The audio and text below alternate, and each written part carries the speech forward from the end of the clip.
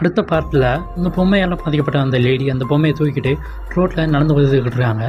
இன்னொரு பக்கம் இன்னொரு லேடி அதை விஸ்கி குடிச்சிக்கிட்டே கார் ஓட்டிக்கிட்டு வராங்க.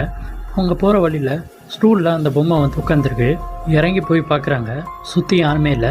அந்த பொம்மைக்கு உனக்கு விஸ்கி வேணுமா அப்படின்னு சொல்லிட்டு விஸ்கியை அந்த பொம்மையில் ஊற்றி அந்த பொம்மையை எரிச்சிட்டு அதை உதச்சி தள்ளிட்டு காரை எடுத்துகிட்டு போயிடுறாங்க.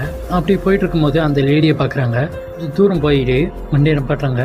இந்த லேடி குட்டியில் அந்த லேடிக்கு லிஃப்ட் கொடுக்கணுன்ட்டு ஃப்ரண்ட் டோரை ஓப்பன் பண்ணுறாங்க. அந்த பொம்மை வச்சுருந்த லேடியும் காரை நோக்கி போகிறாங்க. பேக் டோரை ஓப்பன் பண்ணி பின்னாடி சைட்டில் உட்காராங்க. இந்த லேடியும் டோரை க்ளோஸ் பண்ணிட்டு வண்டியை எடுத்துகிட்டு போகிறாங்க. அவங்க கேட்குறாங்க, நீங்கள் ஓகேவா, கையில் என்ன பொம்மை இருக்குது, பார்க்குறதுக்கு பயங்கரமாக இருக்குது அப்படின்ட்டு சொல்கிறாங்க. அப்படி போயிட்டு இருக்கும்போது லேடிக்கு ஃபோன் கால் வருது. அந்த ஃபோன் காலை ஆன் பண்ணும்போது உனக்கு விஸ்கி வேணுமா அப்படின்ட்டு இந்த ஃபோன் கால்லாம் யாரோ சொல்கிறாங்க அப்படின்ட்டு இந்த லேடி கேட்குறாங்க. அதுக்கு பயங்கரமான ஒரு சிறப்பு சத்தம் கேட்குது. இந்த லேடியும் கட் பண்ணிட்டு வச்சிடுறாங்க. இந்த லேடி பின்னாடி திரும்பி அந்த லேடியை பார்த்து பேசுகிறாங்க. பேசிக்கிட்டு இருக்கும்போதே முன்னாடி பாரு அப்படின்னு கை நீட்டுறாங்க. முன்னாடியே அந்த லேடி தான் இருக்காங்க. அந்த லேடி மேலே தெரியாமல் ஏற்றிடுறாங்க. வண்டி விட்டு கீழே இறங்கி போய் பார்க்குறாங்க. வண்டி பூரா ரத்தமாக இருக்குது. இவங்க பயந்துக்கிட்டு மறுபடியும் வண்டிக்குள்ளே உட்காடுறாங்க. அந்த பொம்மை வந்து எரிஞ்சு கிடக்கு, பக்கத்து சைடில் இருக்குது.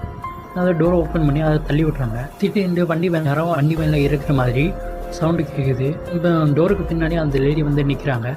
அப்படியே அவங்களையும் பிடிச்சி கொண்டுறாங்க.